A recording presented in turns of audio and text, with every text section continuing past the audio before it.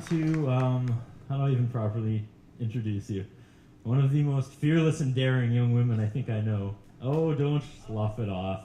Heather Morrison's a young lady who a long time ago decided, hey, I'm going to be an actress, and she goes out and becomes an actress, and maybe I should do something in radio, and like 3 months later, she's got like one of the top spots on Magic 98.3, and suddenly I see her up there being a backup singer to Stephen McGuire, and honestly, one of the best compliments I think I've ever got was she told me I was her inspiration to do this, and I guess good or bad, that really that was really humbling for me. So thank you for that, Heather. So we've texted on and off all week, and I've been very careful with my words from the people I've been texting because I'm like, hey, how are you hanging in there? And I'm always expecting that. How am I hanging in there? What is that supposed to mean? But yeah, that's very interesting, Curtis. Now, you'll have to stop me. Once I get a mic in front of my face, I can just talk forever. I'm very used to it, so I'll just try and keep it short because I don't think I have much to add on just because our experiences, I think we found were a lot similar. We experienced very similar things. The one thing I want to touch on is the isolation that I felt during the challenge. When I didn't have that ease of just buying food or eating whatever I wanted, I felt completely isolated from the people in my life, the coworkers. I thought, you don't understand me, and we are completely different people now. I felt like I was in a different world than them. And the thing that got me through, actually, was a sense of community from the participants. I mean, Susan gave me a hug. She came out and she said, hi, I'm Susan, and then she just hugged me. And that was because we had talked over social media, just through encouraging one another.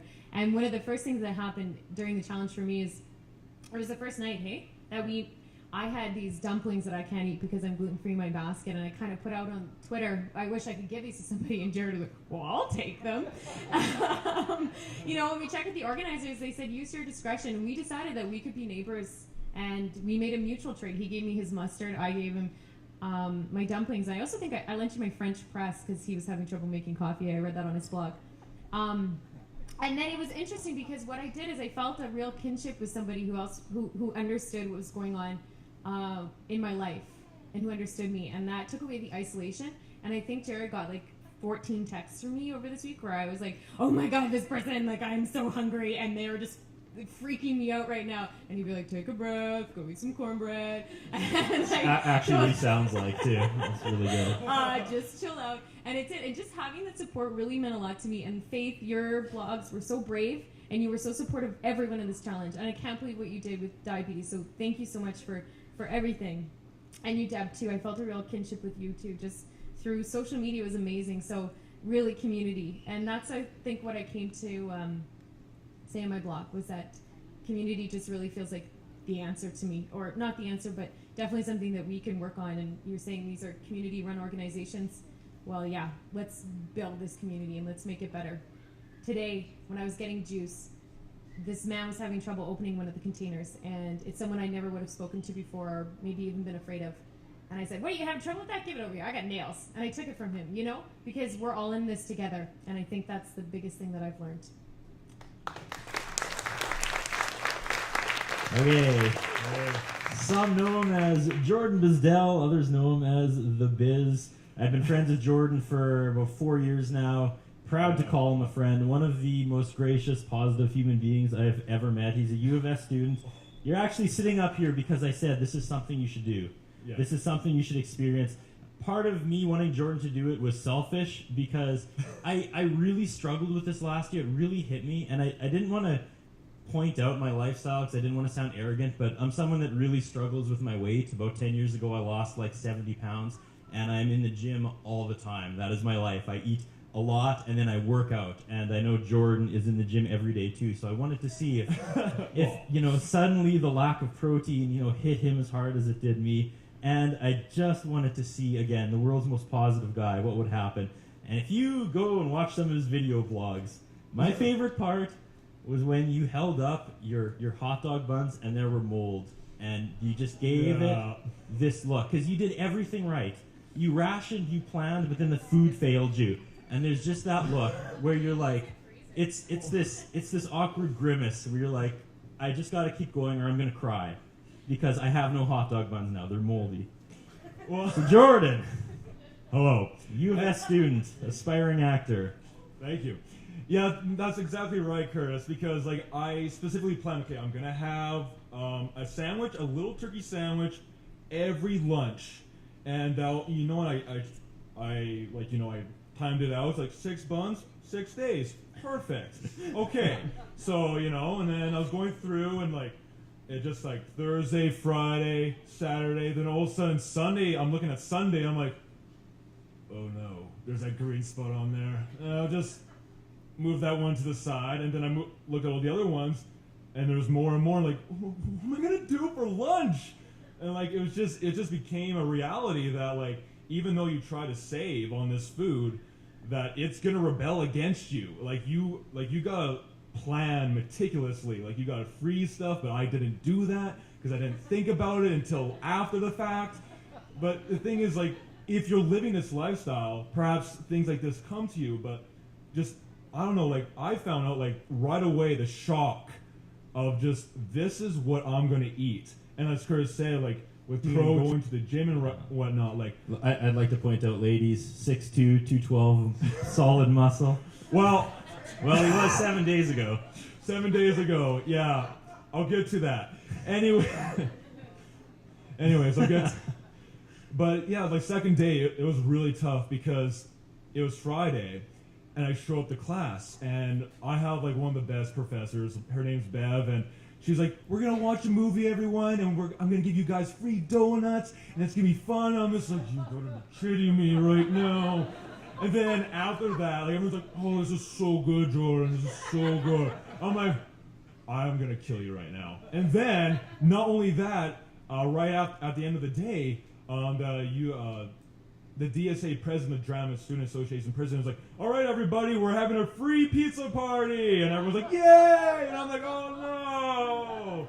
And just like everyone's having this good time. And as Heather said, like there is an isolation because, I don't know, like with friends, like sometimes when you're applying to, like, just hang out or something to socialize with people, you go out and eat. It's just an easy thing to do, but like just being around people, just eating all that stuff, it started to get really hard and it started to really mess with my head. And not only that, on the same day, I go home and there's my roommate and there's like $200 worth of groceries just all over the kitchen. I'm like, how am I going to do this? Like, this is too much. And it's just the fact, like, every morning I woke up with these temptations of food that don't exist. Like, I can't have this big steak in the morning, or I can't have this giant egg protein pancake that I make. I love it. In the morning. But I was, like, it's a thing. It's a thing, all right? Yeah. But the weight training, the kickboxing. Yeah, like the thing is, I try to go to the gym like every day or every other day, and I did this arm exercise, and I just started lifting weights, and like my arm started to seize, and like, why is that going on? So I dropped the weight, and I picked up half the weight, and I couldn't even do that. And then the other day, I went to do some squats, and I had to drop half the weight, and I started to like pass out. Like everything was spinning around me. I started like seeing colors, which was very odd. And I had to I was with my friend Vernon when I was there, and I was like, okay, we gotta cut this short. I can't do this anymore. So we just finished it off with a nice little run up and down the stairs. And I was like, no, I got vertigo, and it's tough. And even like the thing about friends too, I'm in this thing, and like when I told my friends about this, my friend Dylan Knowles over there, he unofficially threw himself into the competition, and it was great to have his support. Thanks, man.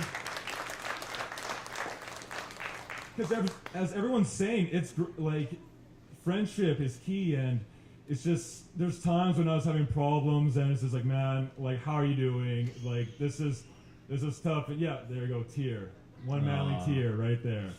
And anyway, but it's just some people like myself, like I eat a lot. I'm sorry to say, I looked on this calorie counter one day, and sometimes I eat like 5,000 calories a day. Like that boggled my mind, but it's true. And then I look at what's in this basket, and there's less than 5,000 calories, if half that, in that whole bag. And I gotta stretch that for 7 days. Well, Jordan, as bleak as your video blogs got sometimes, I always look forward to the sign off. You want to do it once more for us? Oh, all right. Thank you, everyone, for listening. This has been Jordan Bzdel, The Biz. Boom. Thank you very much. Okay. From local band High Hopes, I'm guessing this is Joel Cossette. Did I say it right? Cassette. Close. Cassette. That's a Yeah. cool last name for a musician. Thanks, We've man. never actually met. I think you only posted 2 blogs, but Yes. buddy, they were both home runs. I commented thanks, today that when I saw you, I'd shake your hand.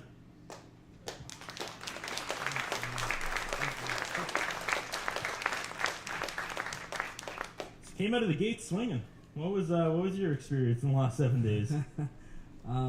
Well, first off, I want to say I don't go to the gym, so that's cool. But yeah, so when I started the Food Bank Challenge, we had just come off a big Canadian tour, and on tour, like being a local band, like you might play to like 300 people, but that night you're eating Ichiban noodles and sleeping on a friend's floor, and that's just the reality of what it is. So when we got asked to do the Food Bank Challenge, I thought like, we got this, it's easy, no big deal. And then we picked up the food basket, and honestly, it looked like there was a ton of food in there. I was like, sweet, we can do this, no problem. And then I'd say like the big realization was that for me, the biggest problem wasn't the amount of food in there. It was, I never realized how much choice of food had to do with anything, I guess.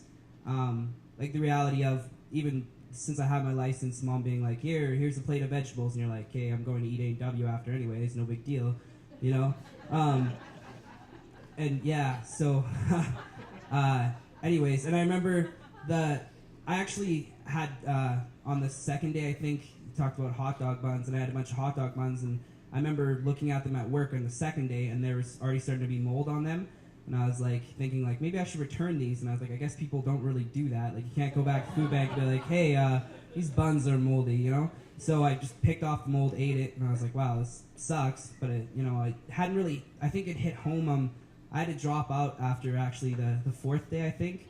I went through like a breakup with a girlfriend. It was like a serious thing, and I remember like right after that happened, I was like emotionally distraught, and I was like, I'm hungry, I'm gonna eat something, and I like look, and I was looking for recipes with like canned milk or something that we had, and I just remember saying like, screw this, I'm not doing this, and I went and I was like pretty much crying, eating McDouble at McDonald's, being like, wow, like I don't understand how people, you don't think about how that choice affects. It's like when everything else in your life, like you have a shitty day at work or something, you come home, you eat a steak, you know, and you're like, cool, it feels better now. And to not have that was a big reality.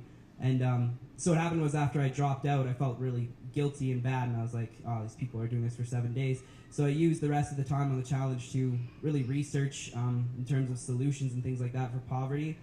And being one of the younger people in the challenge, I got an interesting perspective on it, I found. And the one thing that kept coming to my mind was weird, because before I left for tour, I had lunch with my grandfather, who's like 80 years old, and he was talking to me about, we got in the conversation of healthcare and how healthcare was starting in Saskatchewan, and just hearing him talk about how big of a change it was for everyone in the community, and how ridiculous it sounded when it first came in, and how just people couldn't believe that people were talking about doing this public healthcare for everyone, and how just ridiculous it is. And I noticed too, when you talk to people about like the idea of not having a food bank, not needing it, you can always see in people's eyes that little like, it's such a big idea that they're kind of like, oh yeah, that'd be great, you know, but like they're in reality they're like, it's not realistic though. And to hear my grandpa talk about healthcare, and like this is the province where that started, and hear about how big of an idea that was, and I just think that that was their generation managed to give that to us and make that a reality from what it was before. And it's such a huge concept that they managed to do, and I think that this could be our generation's thing where people look at it and think that's such a huge idea, whatever, but they did that with healthcare, and I think that we can do that with the food bank and with poverty. Nice. Oh.